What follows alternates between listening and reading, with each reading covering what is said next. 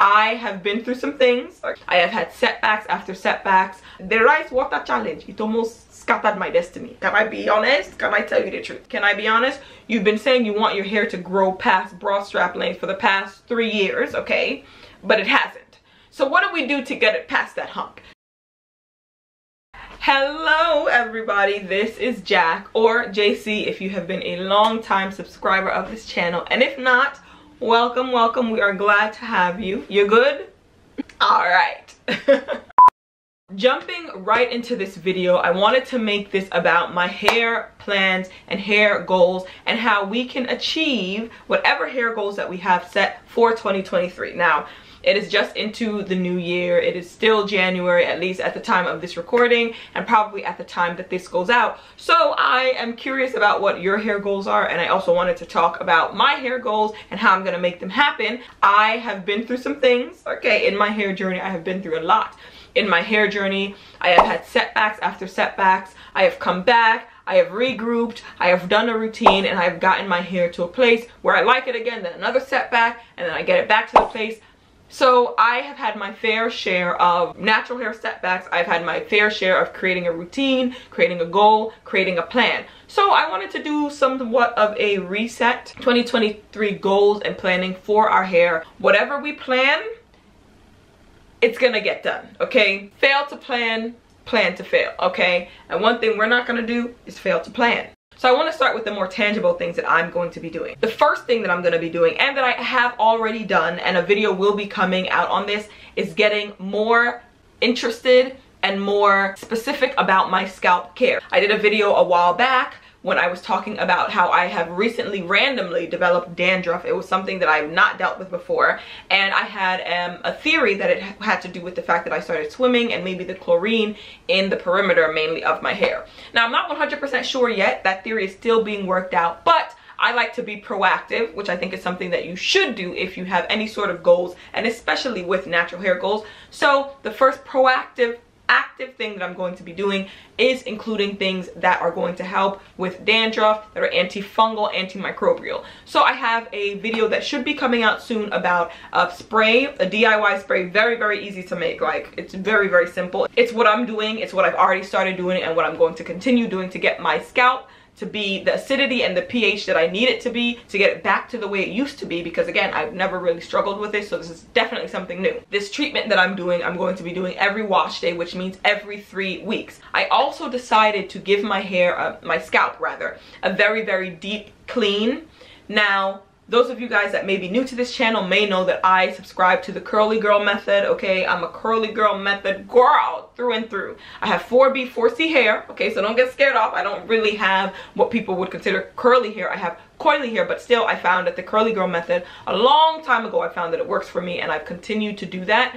Now, with the curly girl method, that means co-washing. Of course, there's some people that do not believe that you could get a very, very deep and good clean and have thriving hair with co-washing. I and a lot of the other people on the curly girl method have found that it works for us. So I have been doing that for years and years and years, but I decided to get this scalp reset that I want, to really focus in on my scalp and see what could be the issue, that I should give my scalp a very deep clean, which means adding a product that is more foaming. So I decided to go with a black soap kind of shampoo situation.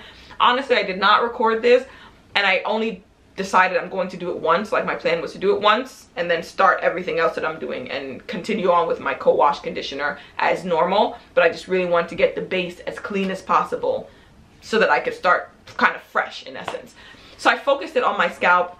You can YouTube it, I'm sure there are many videos on it, but it's literally just black soap that you soak a little bit. Now, black soap, when you soak it, it turns into a liquid pretty much. You soak it in a bit of water, and now you have soap-based DIY shampoo. And that's pretty much it. Got to my scalp and used that to just really, really cleanse the scalp as much as I could. That's what I've already done. So that is a tangible thing that I'm doing to reset, give my hair a reset in this 2023 so that I can really achieve all the hair goals that I have. Had to run and grab the next thing, but it is my old faithful Afuji spray. This spray has carried me for years and years and years. This is the first and only bottle that I bought of this, and I love it. I absolutely love it. This is a protein boost in a bottle. This is an Old Faithful, and I love it. And I kind of fell off of using it, but I'm going to go back, and I have already gone back with the wash day that I just had to this Old Faithful. Essentially what this is if you feel that your hair is low in protein, and once you get to know your hair a lot more, you get to tell when your hair is ultra moisturized and when it can use some extra boost of protein, and you can also tell when your hair has a lot of protein and you should lay off of products that have synthetic proteins in them. I can tell that pretty well now, and this is something that I used to use when I would be doing my hair and I would feel like, okay, it has a lot of moisture, I need a boost of protein. This has the perfect amount for me. Can I tell you, okay? If you suffer with protein overload sometimes, which is something that I have found with certain products, the rice water challenge, it almost scattered my destiny. Can I be honest? Can I tell you the truth? I've never had an issue with this, and I do like 1, 2, 3 pumps in a section. No issue. I've never had any protein overload. It gives me just the right amount where my hair feels strong again, but it doesn't feel like overly strong, overly straw like. I feel like I have a pretty okay hair routine in general that I don't feel like needs much change, but that might not be the case for some of you all watching. You might want to take into your routine different things. You might want to switch some other things up. And if that is you, then we're going to get into the rest of the video on how you do that. Can I be honest? You've been saying you want your hair to grow past bra strap length for the past 3 years, okay? But it hasn't. So what do we do to get it past that hump? And this is from someone like me. Again, I have had multiple setbacks with my hair. And every time I say, okay, the hair's not looking like I want it to look, I'm gonna get it to look this way. I get a plan in place. I write out everything that I'm gonna do, and I get it done time and time again. And you guys have seen, if you have been here for a long time, how my hair journeys have gone. It has not always been peachy keen. I have had breakage left and right, okay? And I do what I need to do, whether that's trimming every time I wash my hair, whether that is going straight from protective style into protective style into protective style, not wearing it out for 6 months because I want to see fast results, whether it's using my oil every 3 days with the inversion method like clockwork. I make it work. I do sell a hair growth oil if you are interested. That is something that's already in my routine, so I'm not going to add it to this video because that's not going to change. But a lot of you guys have bought this oil. A lot of you use the oil. A lot of you repurchase the oil. So thank you so much. For those looking for a hair growth oil, please click the link down in the description box. You will see that my oil has 13 different oils. Read all the ingredients. It's jam-packed with the things that we need, honey. Okay, so if you're looking for a good hair growth oil, take a look, okay? But anyway, thank you all for those that have been purchasing and letting me know the feedback that you've been giving me, saying that your hair has been thriving. I appreciate it. I already know because so many of you guys are rebuying and rebuying and rebuying and rebuying, so I do appreciate you so much. I actually need to restock because it's running a bit low, but you know, we're not going to talk about that. That's not what this video is about, okay? First thing you want to do is set goals that are doable. Set goals that are doable and write them down. Nothing makes a goal feel like a true goal like having it written down on paper. Now, I know that everyone likes to type things in their phone. If that's what you do, then do what you do. But I also suggest writing it down on paper. Now, I have to go back to doable and realistic goals. You want hip length here. You say you want hip length here. Okay, okay, no beef. But is that realistic? Where are you now? Okay, and you said you want hip length hair by when? I find that when I set goals that are so unattainable and not doable, especially just naturally, like most people's hair is going to grow a certain amount of inches every month. Like, let's just do the maths. Let's just do the quick maths. If it's not possible for my hair to reach a certain length, but that's my goal, well, when I do not accomplish that goal in the time that I hoped I would accomplish it, for me personally, that just makes me feel dejected. It makes me feel less motivated to continue on that journey, and that's not what I want. And I feel like that's what happens to a lot of people that have hair length and hair journey goals. Write down a goal that is attainable, please. We understand that you have a bigger goal, but let's start small, reach that milestone, and then start with the next one. Then once we get a goal that is realistic and doable, we have to start thinking like a person that has achieved that goal. Okay, what does a person that has, let's say, hip length hair, what would they have done to be able to achieve that goal? If you think, especially if you have more kinky hair, if you think that a person with hip length hair is constantly wearing their hair out all the time or having it braided up under a wig for months and months on end without moisturizing it. I'm sorry. I gotta come for you. I gotta come for y'all. Don't forget about your hair underneath the wig. I'm sorry. I'm here to tell you that's not what they're doing. I'm here to tell you it's a lie from the enemy, okay? You will be surprised, okay, how many people are in my comment sections, especially from the videos that I was doing in the past when my hair had gone through these initial setbacks, and I was telling you all the journey that I was going to be going on and what I was going to do to get my hair back. So many of you love it, join the journey, were cheering me on and all of that. But there was a good chunk of people that were saying, oh my God, natural hair, we can't do anything with it. Now you're gonna be wearing your hair in twists all the time. You're not even gonna have any fun. I can't even be bothered doing that. And then by the end of the hair journey, when I revealed, okay, this is how my hair looks, it looks great, those same people that didn't want to follow along the journey were like, oh, but mine didn't. Well, mine still. Of course, you're judging someone that's doing the thing that a person that wants to get to the goal that they want to get to does. In order to get to the goal, you have to do the thing. You have to move like a person that actually wants to get to the goal. Even though it might seem like something that we all would know, I am telling you, they're at A, they say they want to move to B, but they're still doing the things that got them and are keeping them at A. Let's be for real. Let's be freaking for real. One of the goals that I have is to continue to look after my ends. It has just come to my attention, and I've pretty much noticed this. I have the type of hair that my ends, if not looked after carefully, will just be looking thin and haggard and crankly, okay? To keep it plain, they will be looking crinkum crankum. That's the type of hair that I have. I notice there are people that just have it easier retaining their ends. Their ends just look full and nice and like the same level of thickness through and through. My hair naturally does not want to do that.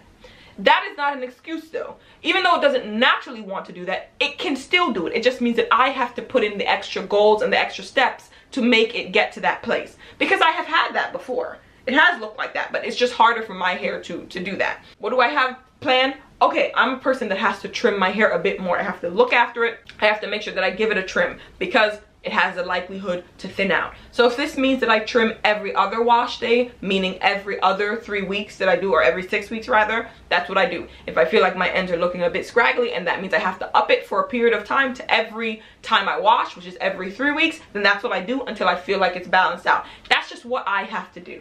I have to be very, very diligent with twisting my hair and not being super rough on the end, which I can tend to do when I get to the bottom of my 2-strand twists. I can, you know, I'm tired, it's a rush, I could be a bit more or a bit less gentle with it. I can't afford to do that with the goals that I have in place. These are things that I've written down. I'm very cautious and cognizant of when I'm doing my hair. I'm thinking about that a lot more now. The next thing that I highly suggest is revisiting, reevaluating, and taking stock of what you've done in the past. It's a capitalistic society, basically. There's so many things coming out, so much products being advertised to us, so much different hair products that you can buy and use and try. It's not only like that with hair, it's like that with skin, it's like that with everything. And I was actually thinking about this in regards to skin. There's so many people that I see now that are having like skin issues, even me sometimes, like blemishes. And I'm like, it's because I see this product and I want to try this new serum, or I want to try this. I'm so excited by the packaging, or excited by the branding, or excited by